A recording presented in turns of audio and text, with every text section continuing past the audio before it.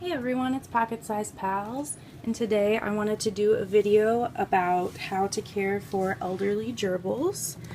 I just opened the cage, so the boys are coming out right now.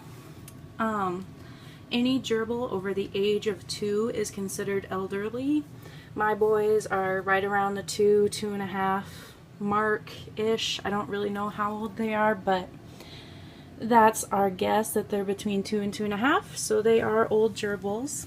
So the first thing you're going to want to do is make sure your gerbils don't escape. Make sure that you are putting their cage in a place where they're not going to be disturbed a whole lot, because old gerbils do like to nap a lot more and sleep a lot more, so you want to provide them with a quiet, safe space to do that. My boys are in my bedroom, which is closed off from the cat all during the day, and it's pretty much just them and the other rodents in here and me at night when I sleep here. Another thing, older gerbils may not eat as much, so you might want to consider supplementing some protein or fat into their diet if they're not eating as much and if they're losing weight. My boys weren't really losing weight, but I did add protein and fat to their seed mix, and they've been keeping a pretty healthy weight. Bo's getting a little bit fat, but I'm just going to let him get a little bit fat since he's an old man. Just let him be happy. Let's see what else.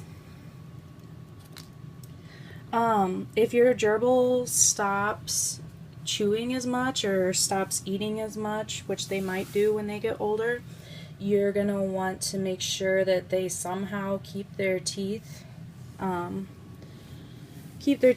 because they are continuously growing. So if they're not chewing as much or eating as much, their teeth can get overgrown. So you do want to keep an eye on that and try to provide hard treats and hard chews for them so that they wear their teeth down. Because if they overgrow, you're going to have to take them to the vet to get them shaved down. This is my blog, by the way. This is what I'm reading off of. I did make a post earlier today. Basically, I'm just summarizing that here in this video, so you can check that out if you want. Let Timmy down. Let's see what else. Make sure you get a scale, because they're prey animals, so they don't really show their illnesses until it's really, really bad. So the best way to catch illnesses early is to weigh them once a week or at least twice a month, just to make sure they're maintaining a steady weight and they're not losing any weight. Because if they lose weight suddenly, that's probably an indicator that they are not feeling very well. So yeah, other than that, you don't really need to change much about your gerbils' everyday living.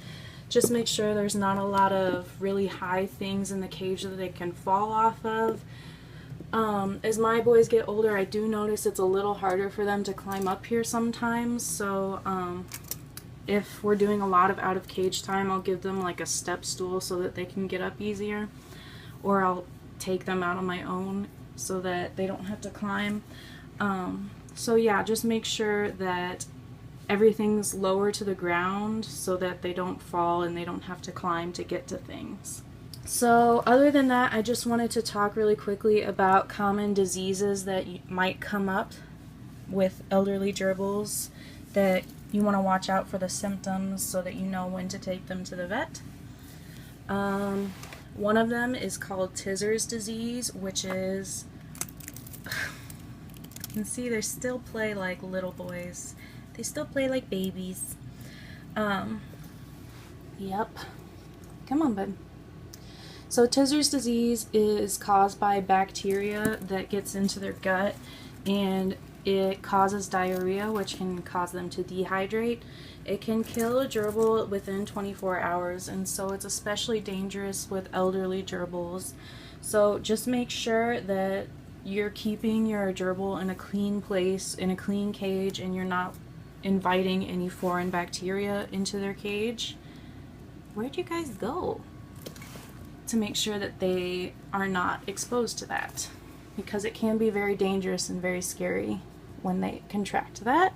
another thing that's common, if you watch my channel at all, you'll know that I've had so many problems with Tim's nose. He has something called nasal dermatitis, which just means that his nose gets really sore sometimes, especially when there's high humidity.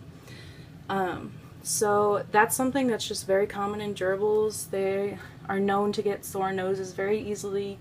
Same thing with upper respiratory infections. Those can come on very easily in gerbils. So especially with elderly gerbils, you want to be careful with that because any infection can spread very quickly. Stop.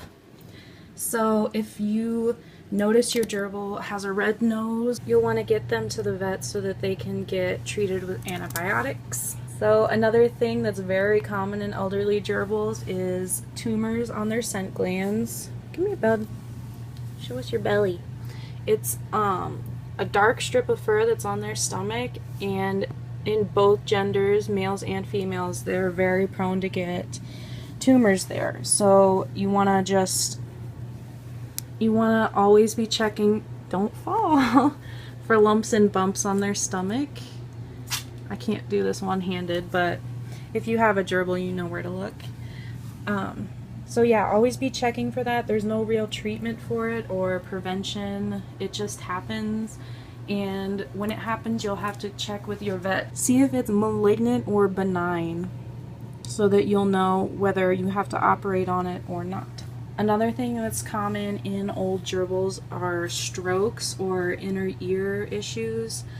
There's no real way to prevent it. We don't know why it happens, but they can have loss of function in their inner ear or a stroke, and you'll know when it happens because they'll have a tilt to their head and they might kind of walk off balance and kind of just be kind of off center, and there's no way to prevent it, there's no way to fix it, it just happens.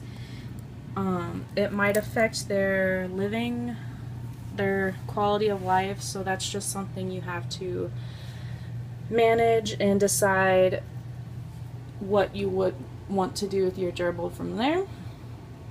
And the last thing I want to talk about is overgrown teeth, which I already kind of did talk about. Just if they lose interest in chewing and eating, you really got to watch them and make sure their teeth aren't getting overgrown. Make sure they have lots of hard stuff in their cage to chew on, to wear those down, because going to the vet is expensive and getting teeth sanded down is probably even more expensive. So that's something that you don't want to do. So just make sure you're keeping an eye on your gerbil. And that is all I really wanted to talk about. If you have old gerbils and you have questions, leave a comment below. Boys, my goodness, they still fight like young men. Yes, there they go. Leave your brother alone.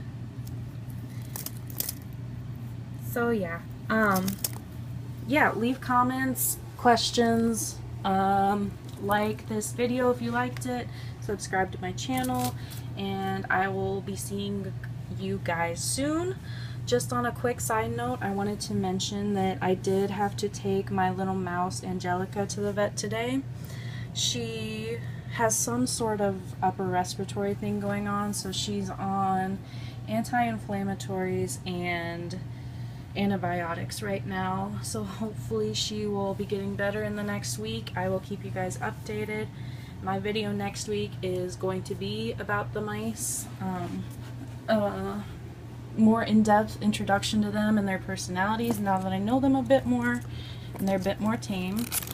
So that will be next week's video. Check us out then, and I will see you guys later. Boys, stop. Stop. Alright, we'll see you guys later. Bye.